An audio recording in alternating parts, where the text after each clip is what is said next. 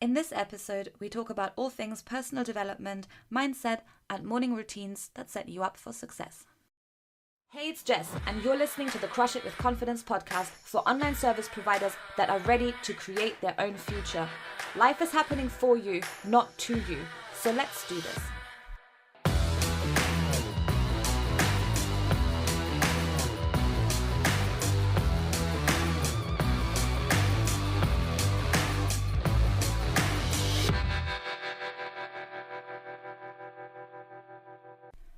Welcome back, everyone.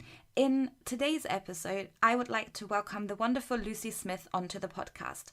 Lucy's focus is to inspire and support women facing anxiety, fears, and limiting beliefs and help them to change their lives. And today, we talk about all things personal development and mindset with a particular focus on morning routines. So with all of that said, let's dive right into the interview. Hi, Lucy. Thank you so much for joining us for this interview today. I'm really excited to talk about all things mindset because it's the thing that I've put to the back of my mind and the bottom of my priority list for the longest time. So I know how easy it is to brush over it and just not address all of those things that may be holding you back somewhere. Do you want to just take a minute and just introduce yourself to everyone so that we know how you help people and how you got into all of this?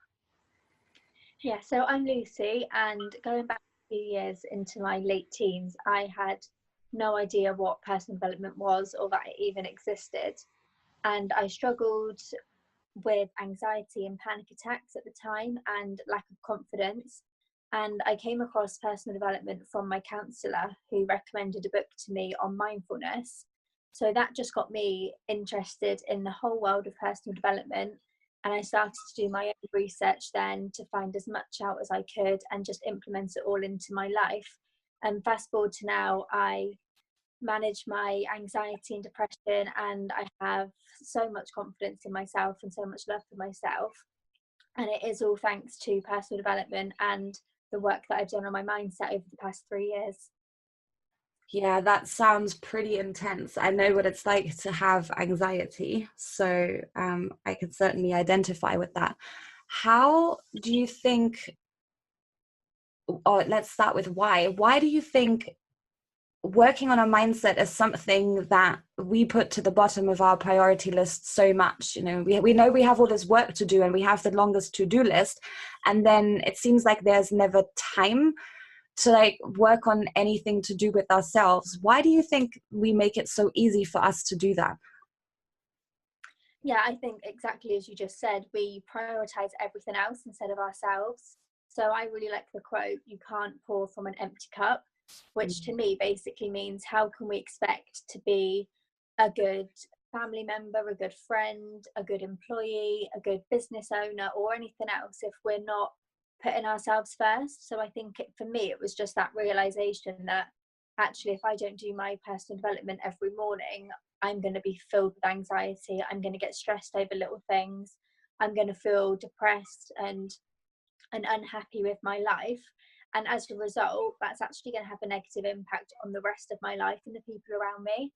So I think it's just about seeing the bigger picture and really reflecting on the benefits you'll get from spending that time on your mindset. And once you make that change, you'll notice the big benefits and the difference in your life, and it will just keep you motivated then to continue with it. Yeah, for sure. What do you think? I know that we always like to think, I guess, as us as, perfectly fine as we are. And, it's okay. I don't need to work on myself. I'll just keep doing the actual work. And then, it'll all be fine eventually. I'll get there. What do you think? Are there any signs that we might experience in our lives that should tell us that maybe it's time to invest more time into ourselves before we put all of our time into our work? Is there anything that you've noticed either with yourself or your clients that comes up in certain patterns, maybe? Anything that you've picked up? So with myself, it was actually a really extreme event that caused me to realize I needed to do something to change the way I was feeling. And that was a panic attack in a supermarket. And it was just completely, I had no control over my body. I had awful physical symptoms of feeling sick and dizzy and sweating and shaking. And then the emotional symptoms as well. I was crying. My head was spinning. I had so many thoughts in my head, and I just did not know what to do. So for me, it was quite a dramatic and traumatic event, really. But I just think a lot of it comes down to your reactions. So, for example, if you're getting stressed at little things, if you're snapping at family and friends when they make comments, if you're waking up feeling negative or dreading the day in any way, then those are all signs that you can take to make a change, and that it's time for you to make that change. Yeah, I think it's funny how we often just continue on and on and on down the path that we're on, and then eventually something happens that makes us having to consider to make a change. And if I could just get more people to realize that even if you don't feel like you yourself are worth spending any kind of time on right now, that you don't need to wait to get to the point where everything kind of breaks down around you. I've had a similar experience, and for me it was a relationship breakdown, and I had just been putting a lot of stuff aside, and I hadn't prioritized myself and setting boundaries for myself. No, always put everyone else first. And then it wasn't until everything kind of shattered into pieces that I realized that the part of the problem was me giving too much and not giving anything to myself. And I think if we start this work way before we hit this point, we can save so much from, shattering into a million pieces. Yeah, exactly. I just think that if you're ready for that part of your journey to begin, then just begin it now, because you don't want to wait till the day that I found out, when I was completely out of control and I was at the lowest state that I've ever felt in my life. So you don't really want to wait to get that low. So just make the decision today, and it can be really simple. It can be suited to your lifestyle. And I'll talk about this a little bit more when we go into morning routines and the personal development habits you can use. But you can just commit the time that you can commit. You don't need to start spending an hour on yourself every single day or doing 10 habits. You can just start off really slowly and really small and just build it up from there. That's a really good point, because I know that many of the people that are going to end up listening to this have so many other commitments and so many things that they're carrying around on their shoulders. So what you said earlier about starting to put yourself first, I know this is something that I struggled with for a very long time, because I assumed that putting myself first equals being selfish, and being selfish has like this very negative taste to it. So if we're currently struggling with that we feel that other people's issues, priorities, problems, other people's time is more valuable than our own, is there any tip that you can give to us on how we can change our attitude towards ourselves? So I would say, if you're feeling like spending time on yourself and self-care and personal development is selfish, that just take a look around you and just see that the happier you are and the more balanced and free and fulfilled you feel will actually have a positive impact on everyone around you as well. So if you look at it that way, you're actually becoming a better daughter or sister or wife or friend or employee by working on yourself. So it's not selfish at all. It's actually going to have a positive impact on everyone around you as well. Yes, that is so true, because I have felt that, all of our relationships that we have, whether it's personal or work or wherever, they all feed off each other, right? So the more anxiety, the more fear, the more negativity that I bring, the more other people bring back, I find. So it has like a total knock-on effect, and particularly when we're around people, and I know I'm one of those people that are very sensitive to how people are feeling, we can be affecting the people around us without even knowing. Everyone that is in that way attuned to other people knows what it's like when you sit in the office and somebody walks in and they're in a terrible mood, and it's like, I don't know, it's like there's something hanging in the air. So we might not even realize how us not putting ourselves first is affecting everyone around us. Yeah, definitely. Everything you just said is so true. And we pick up on how other people around us are behaving and feeling and acting. So I think it is beneficial to everyone around you that you do this work and you do spend this time on yourself. Yeah. So being selfish and putting yourself first in that case is actually not selfish whatsoever. You're basically not just doing yourself the biggest favor, but also everyone around you. So I think that's one point to really hold on to if you're struggling with that. It's a different perspective to have, I guess, on the same action. And sometimes just changing that perspective helps so much to justify what you're doing. So what if you were to describe what it means to make that effort to work on your mindset, what do you actually mean by that? Because I know the term is used a lot, and I know that many people will read it and they'll think working on your mindset, oh, what's that supposed to even actually mean? So to me, it's about developing myself as a person. So making that commitment to myself to learn new things, to improve myself, to reflect on how I am, to make changes in a positive way, and just to always be growing. And that's what personal development means to me. Mindset to me means how, so like we look after our physical health with our body, mindset and mental health to me are very similar, and it's how you look after your brain and your mind and how you're feeling on the inside, your emotional health, your mental health, your well-being, and all those sides of it. So rather than just focusing on your physical health, actually focusing on your mental health as well and how you feel on the inside. Yeah, for sure. It's easy, right? With all the, I mean, if you look around you, you're constantly getting information on how to look after your body. And I have met some people who are incredibly fit, incredibly healthy, and incredibly unhappy with themselves.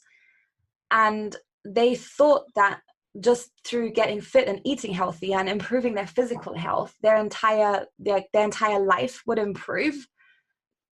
And then they realized that the problems were actually rooted so much deeper than they'd considered. Their physical, their physical body was just one way that their problems were showing themselves to the outside, if that makes sense. And it wasn't until they actually started looking into where a lot of those challenges in their day-to-day life are coming from that they realized it wasn't to do with their physical appearance as such. So it's something that might not be so obvious to all of us. Is there a specific, so if I decide today, right, I'm going to start working on my mindset, I want to do something that can help me get into the best place mentally as possible, that can help me to be the best person that I can be, is there anything that you would say, hey, start here, this is the number one thing that you should consider doing? So I always say that there's loads of habits that you can try and to do the one that works for you. So I never actually recommend to any of my clients or members or followers or anything, I never say use this specific one unless I know much more about them. And I know, for example, they're looking to work on their confidence, in which case I would give them one or two suggestions. But I tend to do trainings about how all the different types of habits, and then let them make the decision which habits they want to use going forward. Because, for example, I love visualizing, but not everyone might not like doing that. So it's different for all of us. We've all got different things that we enjoy, and it has to be something that you enjoy for you to be able to commit to it. Because if you wake up and you've committed to a morning routine of personal development that someone's told you to do, you're going to be less committed than if you're waking up and you cannot wait to get started because you love all of the habits that you're about to do. Yes, absolutely. I think there are some things that I would have never considered I even liked doing. It was like a case of trying it. And then once I saw the benefit, I thought, oh, this is actually like, this is helping me. Like I never thought it would.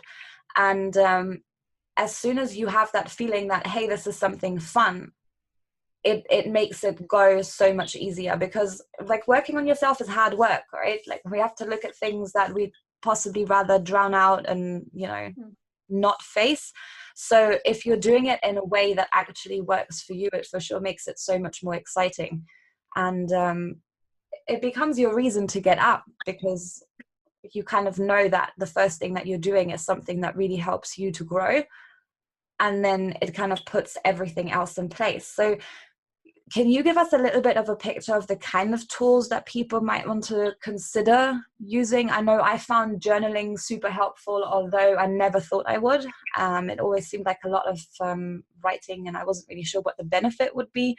And you've just mentioned visualizing. What are some other common things that your clients have tried and really loved for themselves? So another one that I absolutely love is affirmations. Mm-hmm. And these are really short, powerful statements. And the most important thing about affirmations is that you write them or say them in the present tense and in a positive way. So, for example, if you were looking to feel more confident, we'll use that as an example, you would say, I am confident, or I am confidently facing my fears, and just things like that. So you're saying it as if it's already happened, and you're saying it positively rather than I wish I had more confidence, or I no longer want to feel unconfident, for example. So you need to have it positive and in the present tense so that it's really powerful. And there's some studies that have shown that by repeating this to yourself, it actually gets into your subconscious mind, and it makes it a habit in your mind and a belief.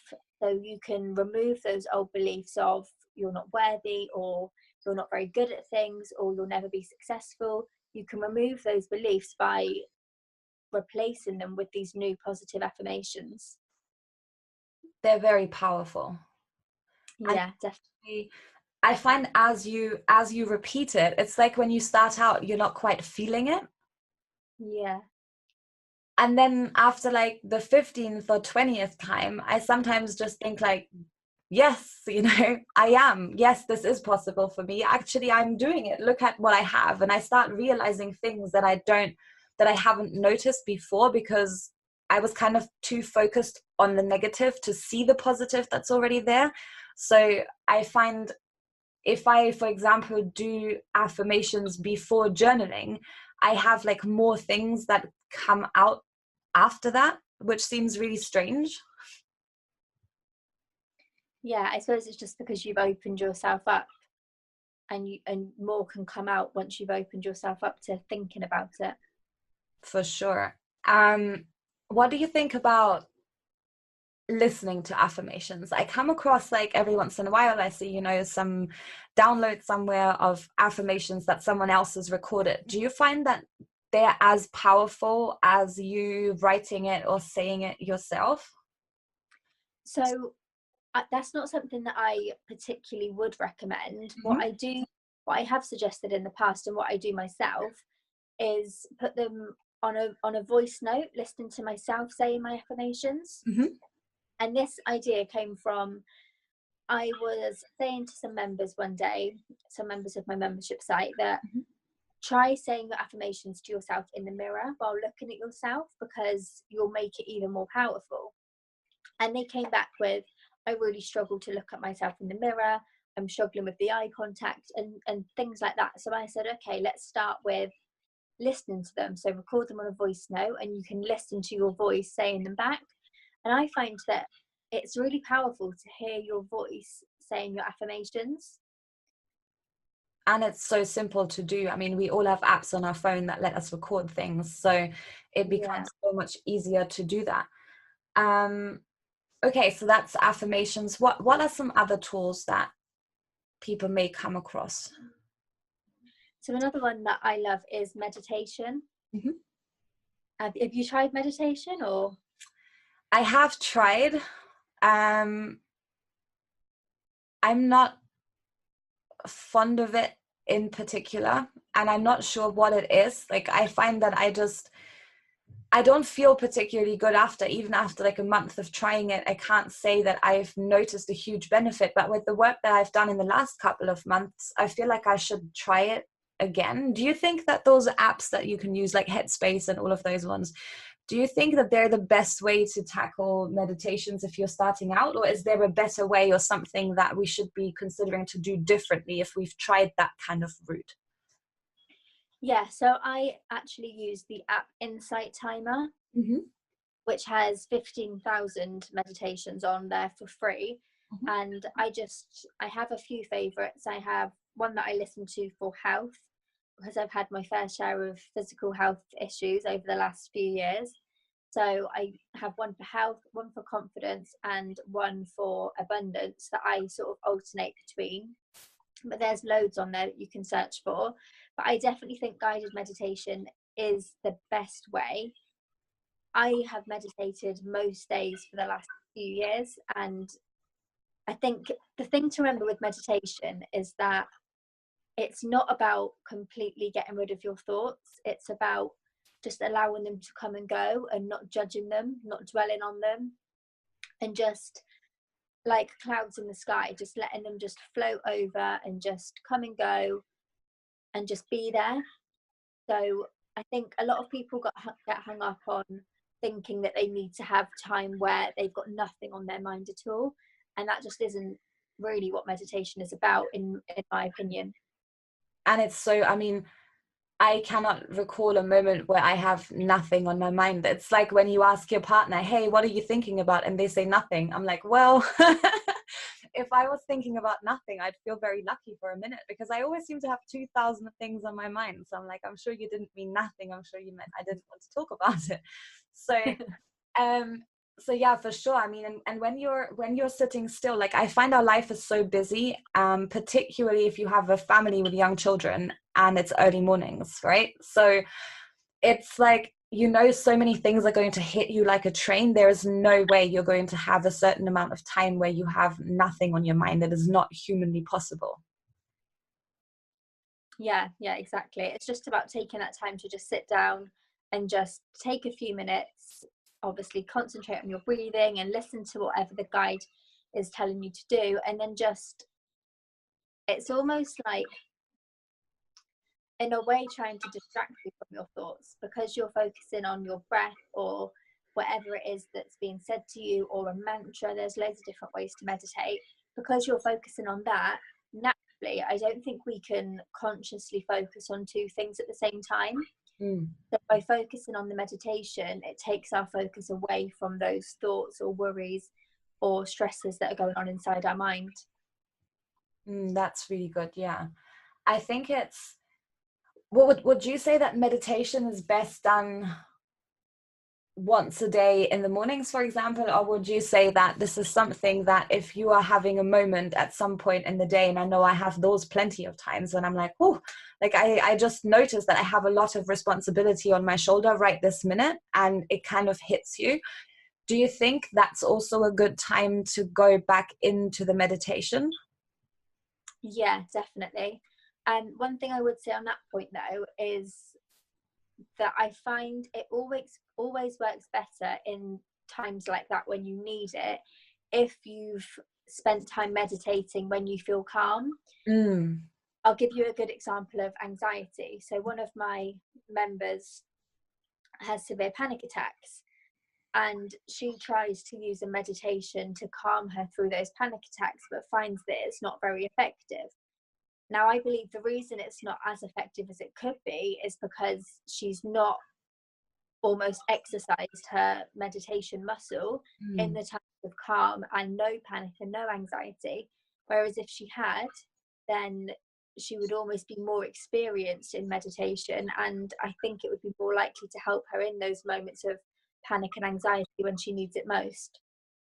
That makes perfect sense, because I guess it did take me a lot of practice to kind of like focus on just breathing alone, or focus on, I don't know how the chair feels under my bum. I mean, it's like things you don't usually pay attention to, particularly if you tend to be very stuck in your head and always on the go.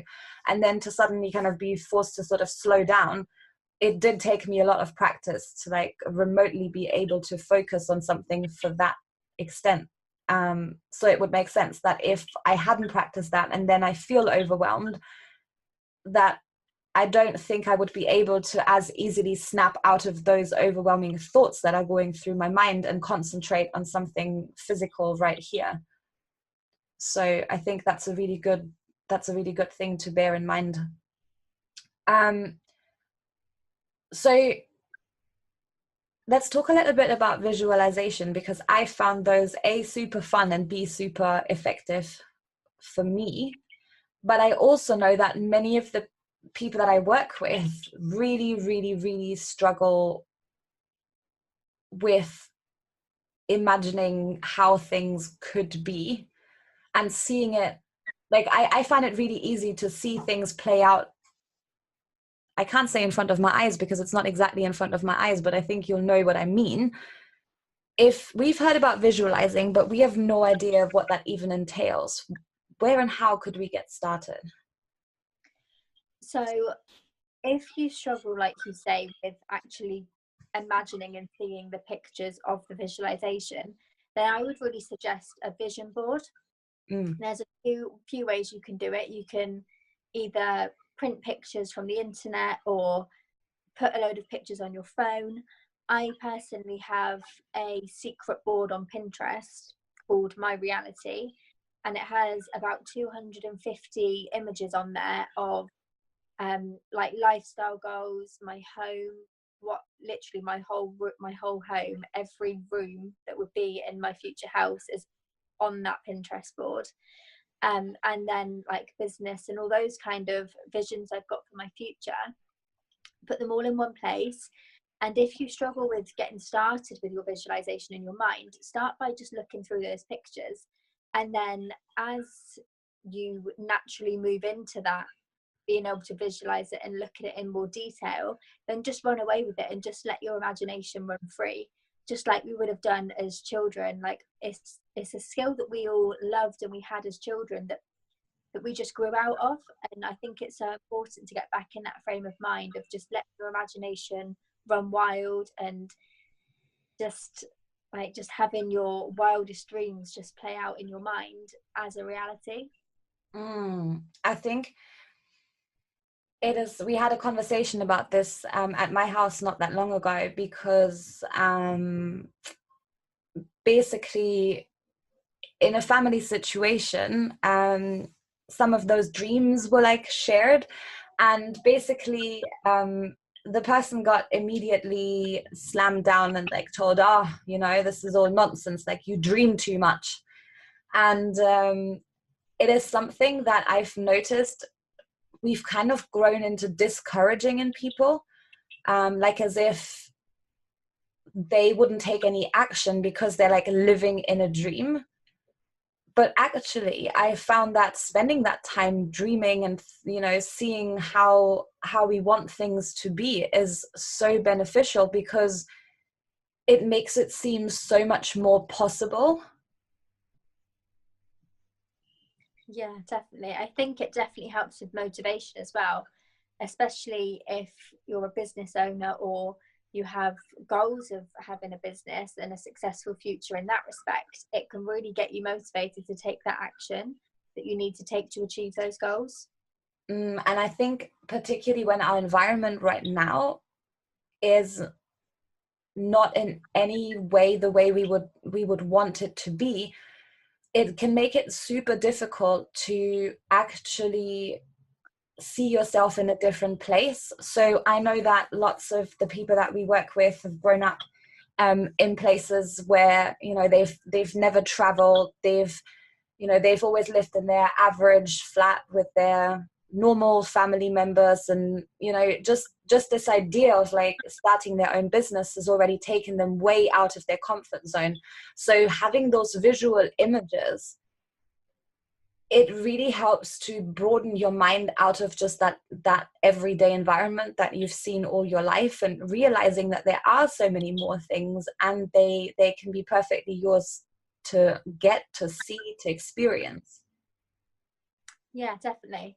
And also, just to add on visualization, you can actually use this tool for your mindset as well. So I had a member who actually had a one-to-one session with me as well, and she wanted to build a business, but she had no confidence in herself, and she said that she just couldn't imagine herself with confidence. She just thought she'd always feel the way she does, and she'd always lack confidence. So visualization was one of the techniques that I recommended that she does. And now she's launched a successful business. She's got an online shop, she's got a team, she's got like publishers and press opportunities coming to her, asking to feature her. Like, she's just so successful with it. And she always says that she can't thank me enough for that one half an hour phone call that she had with me, where I suggested visualization, because it wasn't something she'd thought of before, and she didn't realize it could be so powerful to change her confidence. Yeah, it's funny how it takes like it's like a domino effect almost, right? So it takes like one action, and then suddenly you don't realize how quickly that has a knock-on effect in so many other areas of your life, your business. And it can be almost surprising how quickly using these tools helps us to make really, really big changes. Like, I was surprised how much I realized as I was journaling, and how it became easier and easier. And then I had more ideas, and I'm like, oh my goodness, like, where's all of this coming from? So yeah, I was surprised, but that reaffirmed the fact that I was putting in effort in the right area, and it was actually beneficial in so many ways to focus on myself. So if we want to implement that morning routine, and apart from, of course, like choosing things that light us up to include in our morning routine, what else do you think is really important when you're getting started trying to make some changes in how you get up? Because I know what it's like for us, right? Alarm clock rings, pick up phone, check emails, be annoyed with 3 of them, don't open the other 40, and you kind of start out already feeling behind. So how can we start making this change and putting ourselves first? Yeah, so to start with, on that phone front, so my alarm used to go off, my phone would be on my bedside table. And this is going back 3 years ago, before I knew about personal development, before I knew what I know now. I would hit the pause button, I would turn over and go back to sleep. Mm-hmm. I'd wake up at like the last possible minute before I would just be late and ruin my day. I'd wake up as late as I could, and then I would spend my morning with my phone glued to me, scrolling through social media and looking at pointless emails. Like, they weren't even personal development emails, they were just rubbish junk emails, usually like online shopping, where I would see models in the clothes, start Yeah. comparing them. I'd see my friends just got engaged, my other friends on holiday, and other friends celebrating their child's first birthday. And I'm like, wow, like, I'm just going to work in my 0 hours contract, like with my spotty skin and my, like, honestly, it's just horrendous.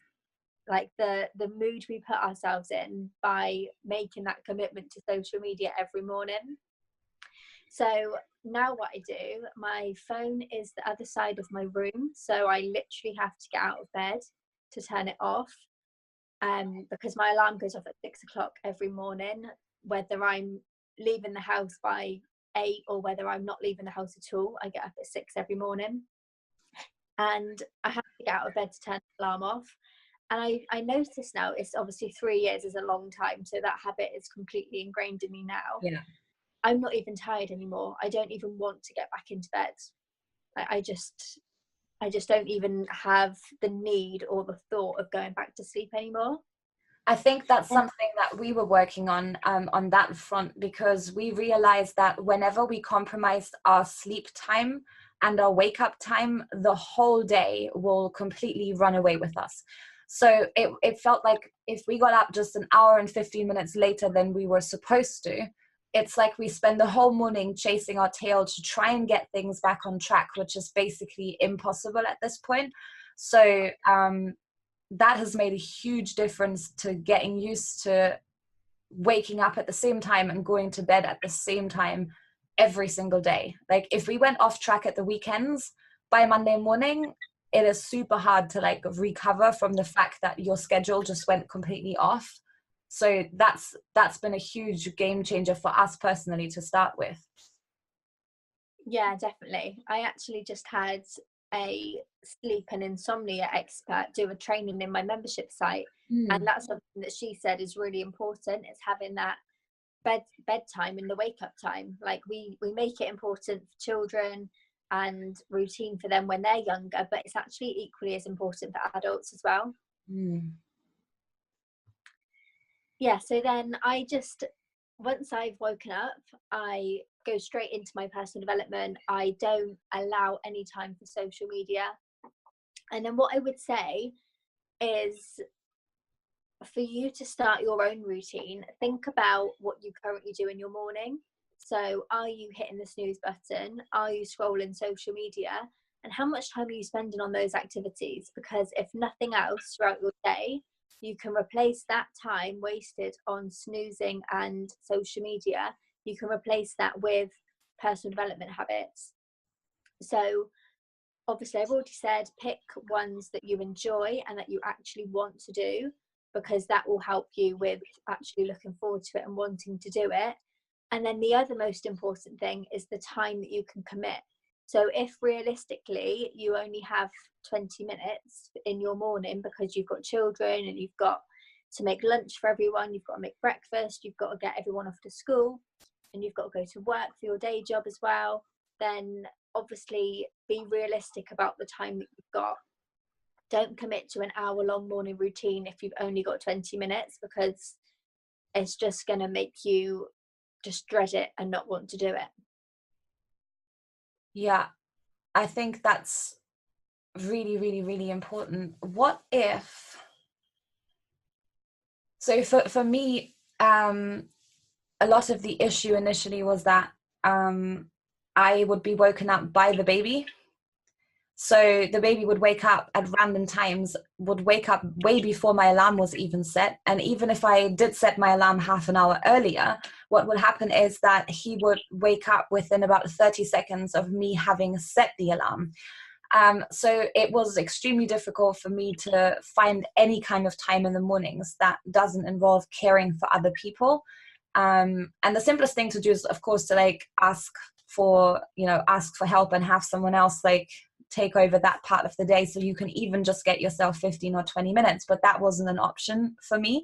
So I was always wondering, like, as soon as he's at daycare at like 7:30 or 7:45 or so, I immediately have time and space. Do you think it can still be efficient to kind of refocus before you start work, or do you think it really urgently has to be like the first thing that you do after you wake up? So I do mine as soon as I wake up. I know people that don't, and I know that they still have very effective results. So I actually have a blog post coming up in a couple of weeks about different morning routines and how people have different ones. And one of them is a mum of 3. She's a single mum. And what she does is she does it alongside her children. So while she's making their breakfast, she'll listen to, hers is a lot different to mine. She has a lot of different habits. So she'll listen to a positive song that makes her feel really good. And then once they're in school, she'll then come home and she'll do her meditation and her journal. So there are different ways to do it. I know that there are studies that show that how you spend your first 30 minutes of the day affects the rest of it. But I do think that doing it at any point during the day is better than not doing it at all.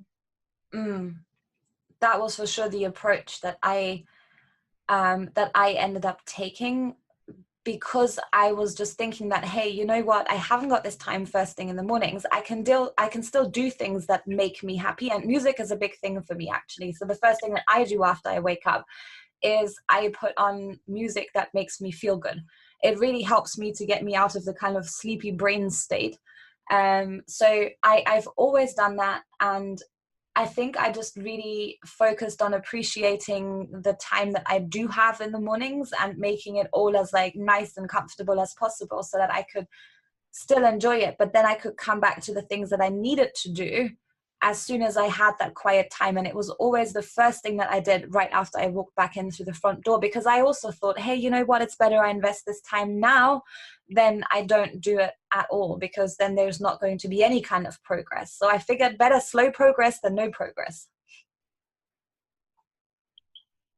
Yeah, definitely. Yeah, that's really important. And like you say, by listening to music during your morning, like there's so many different things you can do in that respect. So if you have got young children that you need to look after first thing in the morning before they go to nursery or to school, then you can listen to music in the background, you can listen to podcasts or an audiobook, or even just when you're having your morning cup of tea, you can just take some time to look outside the window, or maybe even go out into your garden and spend some time in nature. So there are different ways you can implement it into your life without actually sitting down and meditating or journaling or doing something specific like that. You can just have it going on in the background of your general routine that you need to do every day. Yeah, that I think is really important, and it still set me up for having a good start to the day, because I just try to enjoy it, because I know that this time is going to go. And if you feel like right now it's all really overwhelming because there's so much to do and no time for yourself right that first time, I probably wouldn't beat myself up over it anymore. I would just be like, hey, you know what, I'll do it a little bit later. I'll still make the best of the time that I have right now, because in a few years time, none of this will actually even matter. Like this morning is all going to change completely. And I can still get into those good habits that I can use to develop myself, and I might just have to do it at a different time. So I try and be as flexible with as far as life goes as possible. I think that's been like a really big thing. Okay, so is it up to us how many things we choose to do? Is there any way to figure out what we should prioritize? Yeah, so I would say starting with 1 or 2 habits, especially if you currently don't have a routine. Mine's evolved over the last 3 years, and it's now an hour long and 6 habits. So obviously mine's evolved into that, and it didn't start as that, and I've changed habits along the way. I've added some, I've got rid of some, and I've just changed it to suit me. But just don't overwhelm yourself, because if you start trying to do too much, it will feel overwhelming, it will feel too much for you. So just start with 1 or 2 that you really enjoy and that you can't wait to get started with, and then just see how it goes. Like track and review how you feel regularly, and then just make changes as and when you feel ready. So if you feel you want to try a new habit, then add it in, see how it goes. If you feel you've got an extra 5 minutes in your morning, then add that. The same as if you fancy doing something before you go to bed, then just experiment with it and just make it your own. Do what you feel cool to do and do what just feels natural and good for you.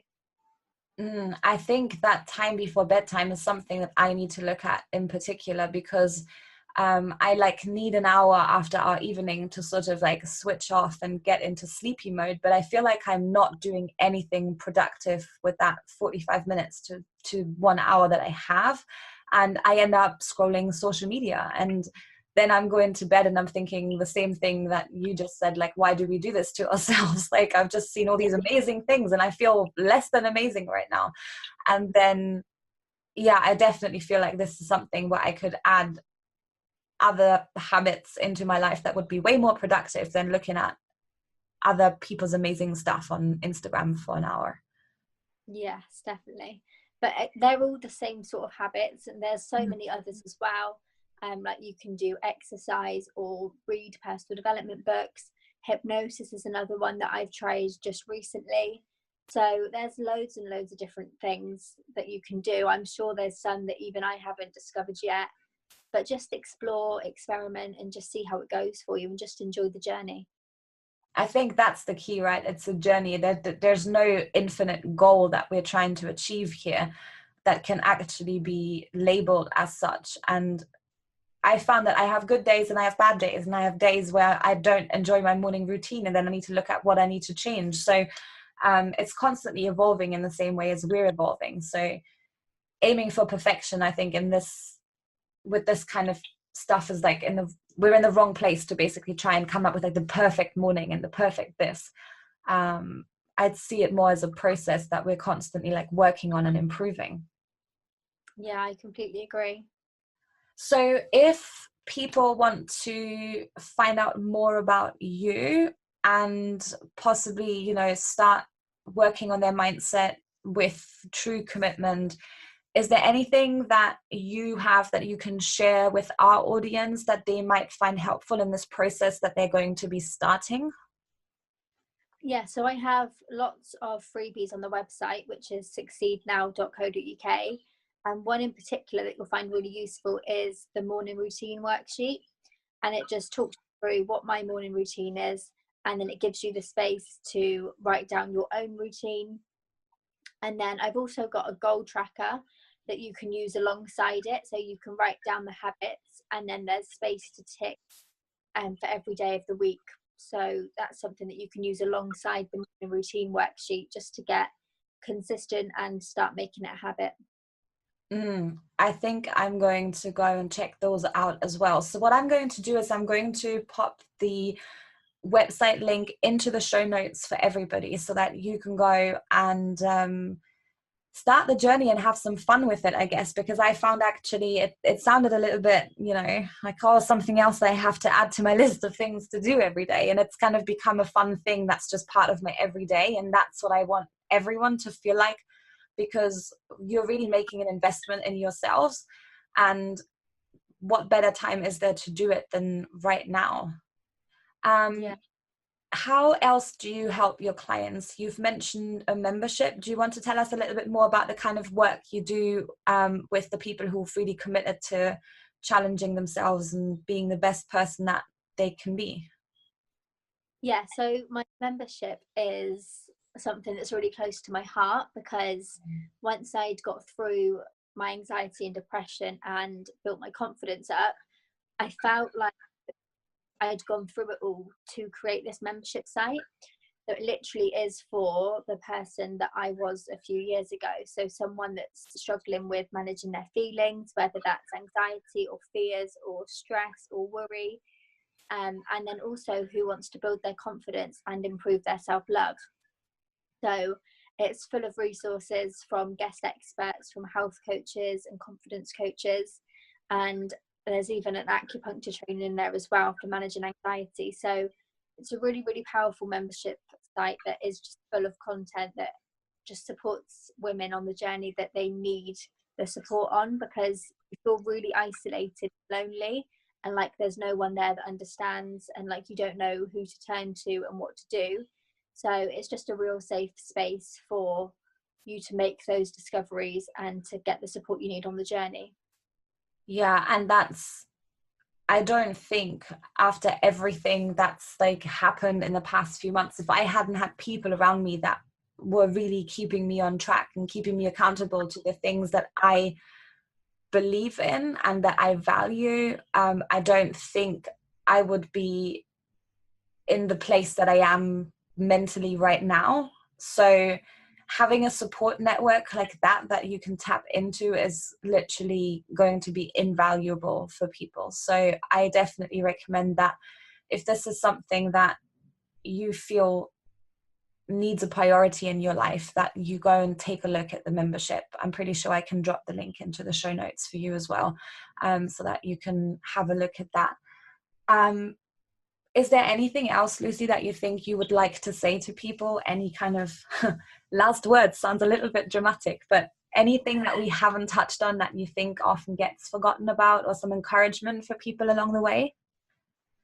Yeah, so what I would just like to say is just a reminder that it isn't selfish to put yourself first, and that self-care and personal development should be a priority in your life, and working on your mindset every single day can have such a positive impact on every other area of your life as well. So it's well worth committing your time to it. Thank you so much for doing this interview for us, Lucy. I'm pretty sure everyone's learned a little bit more about how they can improve the way that they start their day and prioritize themselves. So thank you for doing this. You're welcome. I really enjoyed it. Thank you. Thanks again to Lucy for joining us on the podcast and sharing her own story on how personal development and making herself a priority has changed her life and can change yours too. If you want to surround yourself with other entrepreneurs who are actively working towards being the best version of themselves and get the support and encouragement that you need, I would like to invite you to join our membership community, the Crush It Club.